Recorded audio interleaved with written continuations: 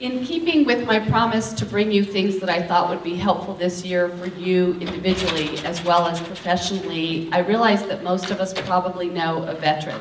My dad was in the Navy, and I have now been connected with the VA in a way that I didn't anticipate on a personal level, and it's been a really positive experience.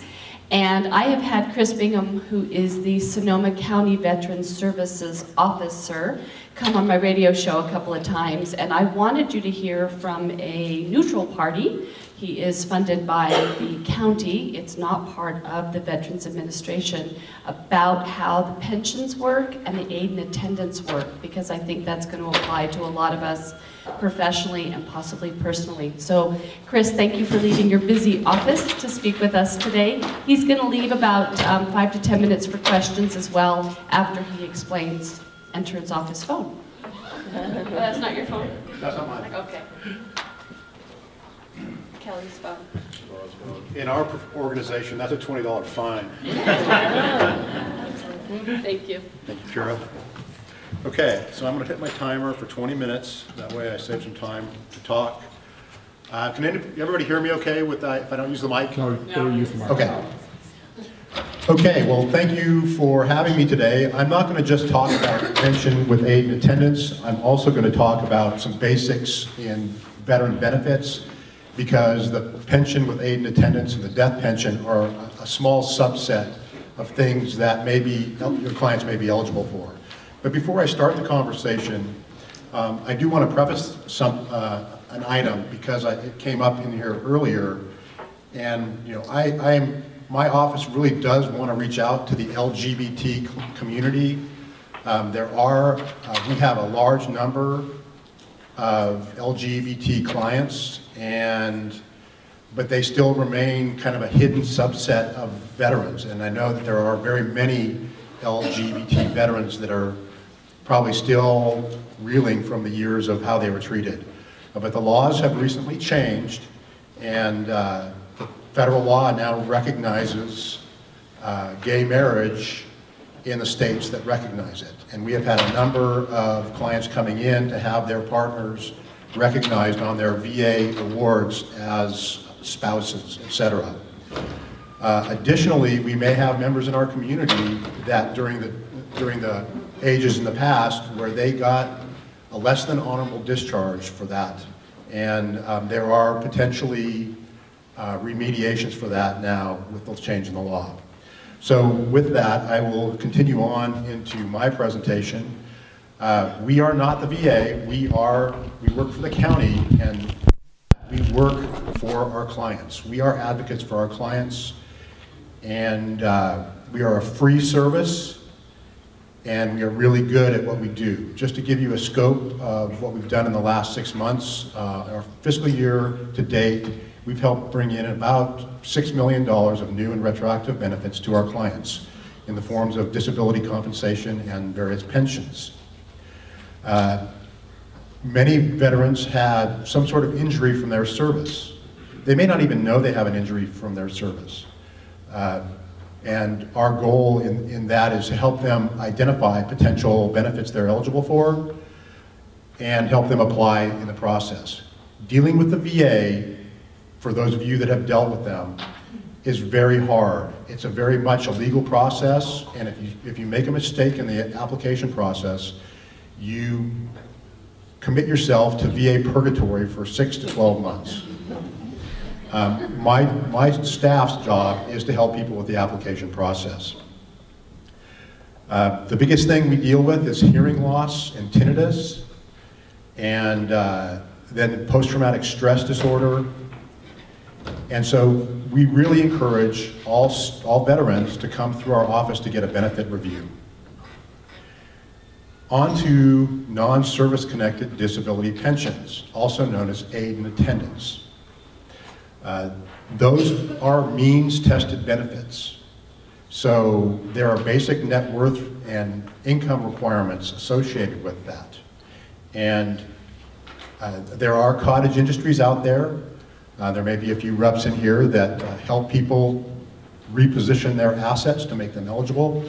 That is not the intent of the program. The intent of the program is for low income, low net worth veterans to receive this benefit. And along that line, I don't know if those in the industry have heard yet, but right now the Pension Management Center is in the process of finalizing the procedures for a look back. So it's going to be just like Medi-Cal as far as look back goes. So let's talk about pension eligibility for both widows and veterans. First of all, for the spouse of a veteran, there is no eligibility for pension benefits until the veteran has passed. So let's say we have a veteran who's fine, still independent, and the spouse has dementia. There is no specific benefit for that spouse. The veteran can, however, get the benefit at whatever level he is medically eligible for. So let's say he's independent. They would be eligible at the independent rate for a married veteran. They can use the spouse's expenses to make them eligible. And that way they get it implicitly for the spouse. Let's talk about the medical eligibility for aid and attendance. Really, the specific requirements to be eligible is that the veteran or the spouse, the surviving spouse, has to need assistance with activities of daily living. That's ADLs, not IADLs. So dressing, bathing, hygiene, grooming. Medical evidence in the form of the doctor, there's a VA form for doctor certification. So an independent person is never eligible for aid and attendance. For those of you that don't know, there are 3 levels to this benefit: a base rate, a housebound rate, and an aid and attendance rate. And it all depends on what your the veteran's medical situation is. So the base rate, still kicking around, still driving. Housebound, they're substantially confined to their home and unable to leave without the assistance of another person. And then aid and attendance is housebound and needing assistance with 1 or more activities of daily living. And that's really the criteria. The biggest thing we fight in the process is physicians. I think physicians are the greatest conservers of ink. They want to basically do as minimal work on a form as possible, and a lot of times we end up having to have them reworked because they didn't show why they need assistance with activities of daily living.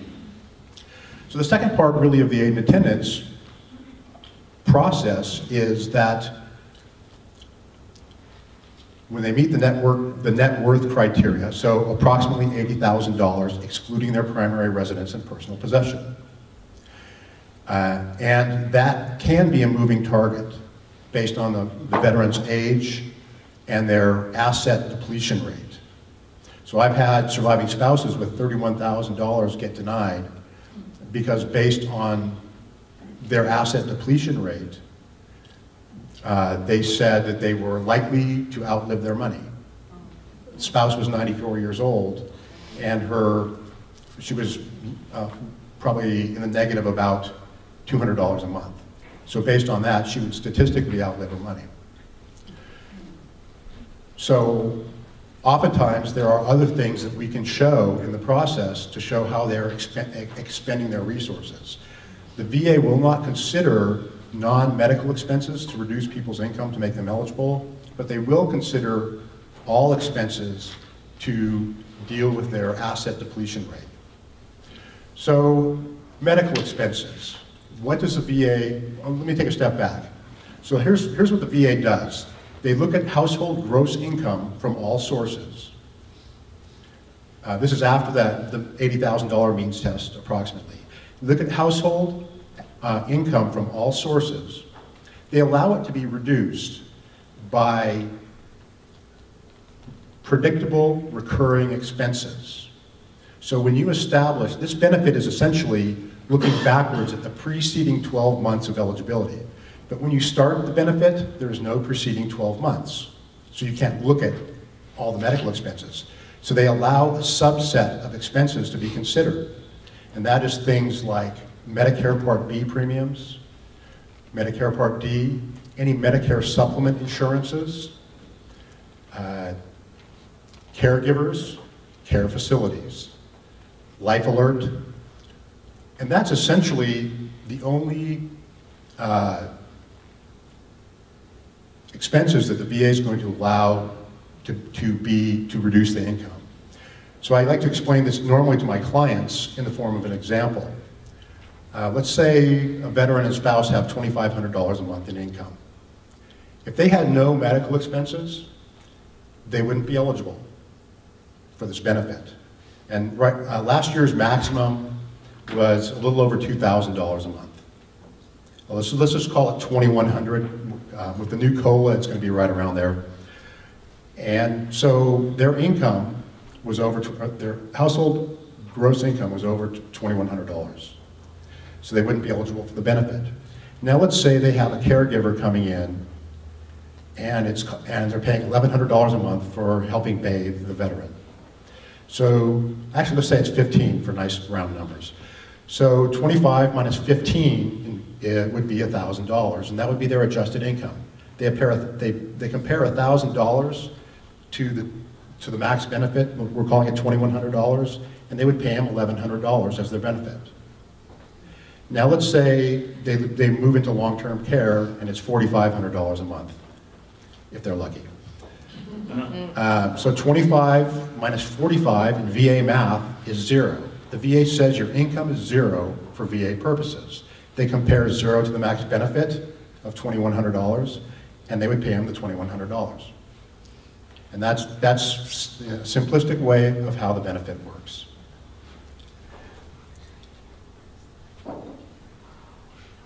What we do to assist our clients is we have pension seminars every other week. So we have veterans one week, we have spouses the next week. And we brief families on how the process works. It takes about an hour and a half, and we walk through beginning to end on how it works and the types of evidences that we're going to need to provide to the VA to assist them with the application process. And then we send them home, and they start the evidence gathering, and when they've gathered all their evidence, they come back to us and we complete the paperwork for them and submit it to the VA. Right now, our application process for the surviving spouses is taking about 30 to 60 days for the VA to come back with a decision. For veterans, it's taking pretty much similar. The fastest I've had one go through is 4 days. And the VA, with the new fully developed claim process, they're going through much quicker, and we're having much better results. We, pardon my crassness, we beat up our clients pretty hard before we submit. Our goal is that the package never leave our office until it's perfect. We do everything in our power to make sure that the VA doesn't have any questions. Because if the VA has questions, you go into the VA timeout chair. And the VA timeout chair is usually about a 6-month delay. So our timeout chair is really as long as it takes you to correct the information. It works really well, and we're doing an awful lot of them. We do not do advice on, we don't give financial advice, we don't give legal advice, etc. We have lots of clients that come to us that have too much money. If you have $1 million, you're not eligible for, if you have $1 million net worth, excluding your house doesn't count, the VA says you have enough money, your resources are sufficient to meet the cost of your care. It is currently legal to do financial transactions or wealth transfer strategies, but I'm guessing with the new changes coming that that's going to go away. I'm sure that the savvy lawyers will find some way around it. But as a taxpayer, the intent of it is not, this is a need-based benefit. It essentially is akin to welfare for veterans. And it has a much higher threshold than the Medi-Cal threshold. The last thing I'd really like to hit is VA medical. And if a veteran is eligible for a pension benefit, they're also eligible for enrollment in the VA medical care system. We have a great clinic in Santa Rosa, and the quality of care through the VA is excellent. Any of those horror stories you heard about Walter Reed, That is not the VA, that is the United States Army. Our VA medical system in Northern California is quite amazing. I'm a military retiree, and I have my own health care through that. I also have eligibility through the VA. And my quality of care through the VA is better than what I get from my community doctor. I pick and choose how I use the VA. I use it for my general medical stuff. You know, if I need to go see a specialist, I go to a specialist in Santa Rosa because I don't want to travel to San Francisco to see a specialist. But the nice thing for your clients is that if you're in the VA system and you need hearing aids, you can essentially get them for free. And that in its own right is reason for a senior to enroll. I've left a flyer for my office in the back, and it's got a bunch of information on it and contact information. We see clients in our office Monday through Thursday. We are now seeing them by appointment as well as drop-in. We discourage drop-ins because we don't want our clients to have to wait, especially if they're seniors or have disabilities that would keep them from waiting. And so they can make an appointment at their convenience to come and see one of my staff. Please do not refer people to me. I am the manager, and my managerial duties preclude me from seeing clients the way I'd love to see clients, but unfortunately I have other responsibilities, and often, so you can just refer them to our office, and the phone number is, and email address is on both the flyer and the card in the back. Let me see what, I got 4 minutes left. Burial and death benefits. Let's talk about that really quick. The VA, every veteran's eligible for burial in a national cemetery. A lot of people have the erroneous thought, the erroneous belief that because they're veterans, that the VA is going to pay for their burial. It doesn't work that way. Clients, when they pass, their families need to take care of burial arrangements. And then if they were getting money from the VA, in either a pension or service-connected disability compensation, then they're eligible, potentially eligible for a burial stipend. And my office does assist with that as well.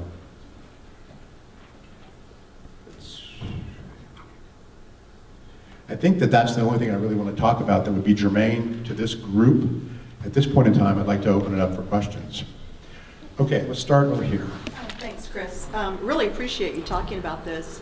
I work for a hospice, and I would like for people to know that there is also a hospice benefit through the VA. If people don't have, and a lot of people don't have Medicare, they aren't eligible for Medi-Cal, and they do without, but the VA will pay for their hospice care. Thank you very much. The other thing I wanted to ask, you were saying that they were expediting benefits now, so aid in attendance, is that a 30 to 60 day turnaround now? Aid in attendance is not a specific benefit.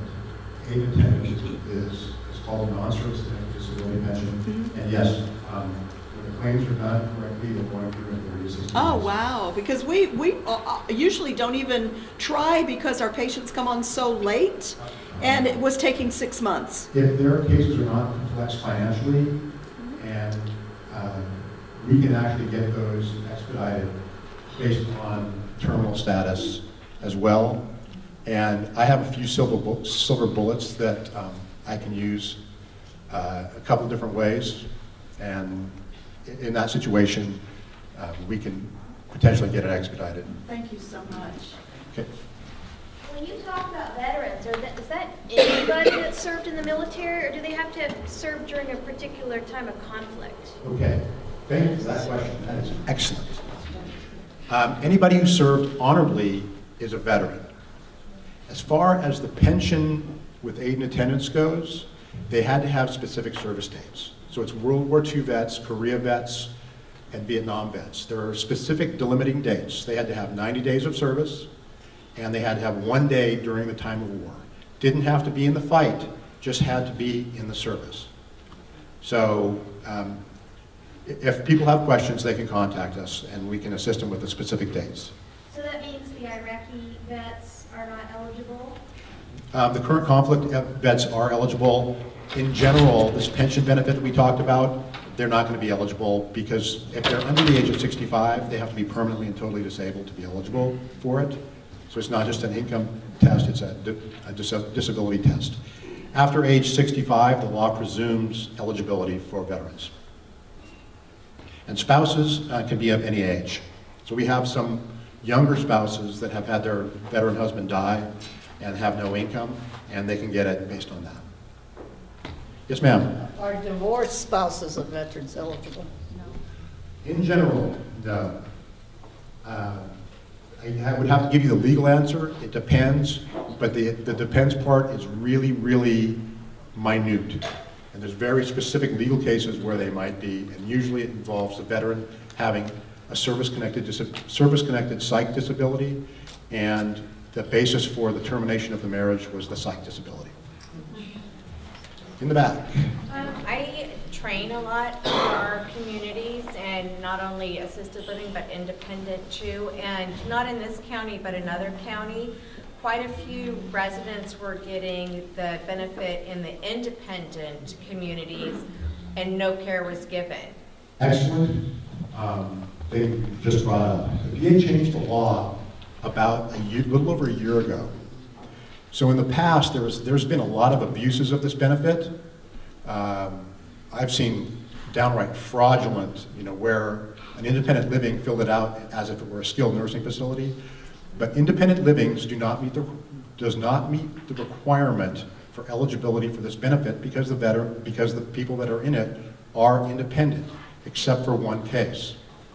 And that one case is if their physician prescribes them to live in an independent living facility to receive care from a third-party contractor, and that third-party contractor provides assistance with 2 or more ADLs, then the VA can count the independent living facility as a care expense, as custodial care.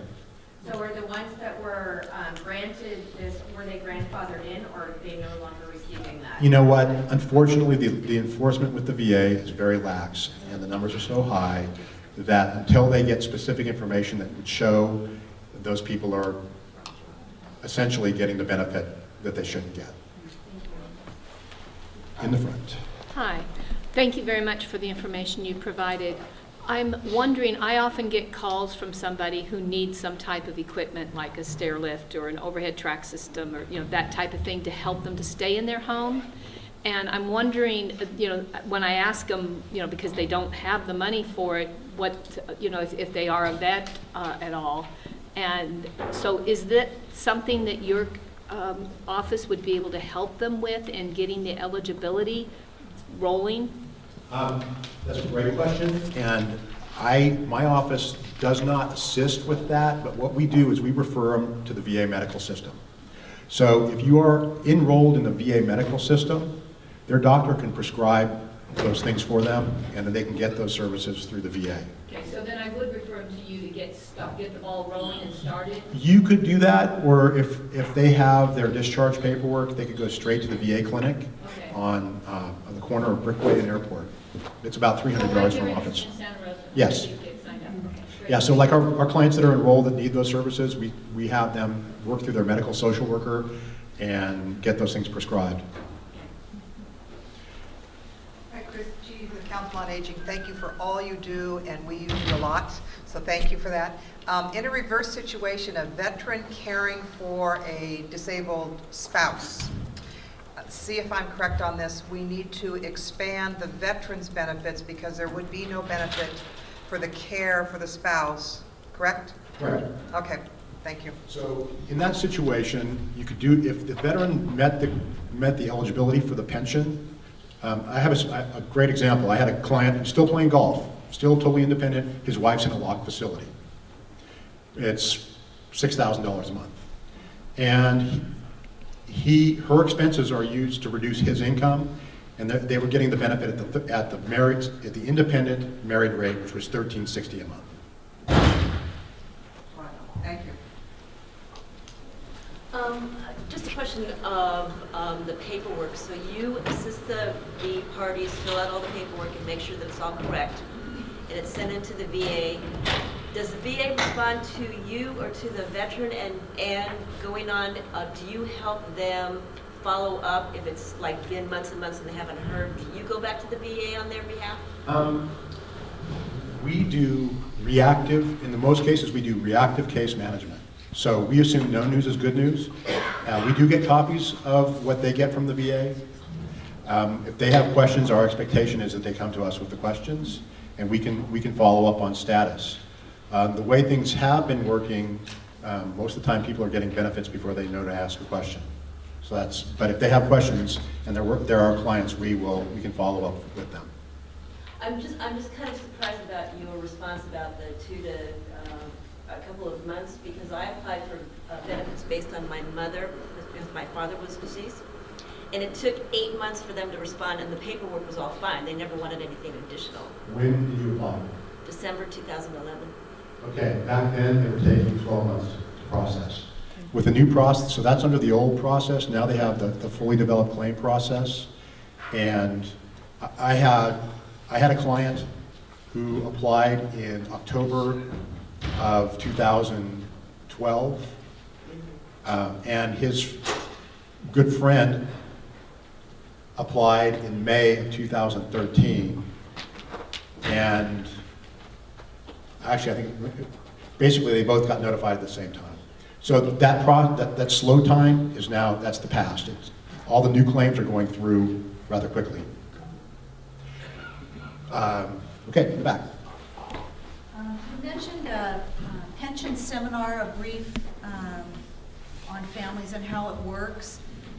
Is there a specific time that you do this, and where do you do it, and how do you get that information? Okay, thank you. We do them on Thursdays at 1 o'clock, and you can call our main line and make a reservation for it. And I'm happy to have anybody in this room, any social workers or people in the industry, to come in and sit in and listen to the seminar and get a better understanding so that you can better assist your clients on the process. I'm getting the hook. You will be around for a few minutes after the meeting? Yes, I'll be happy to take any questions for a minute following. Thank you very much.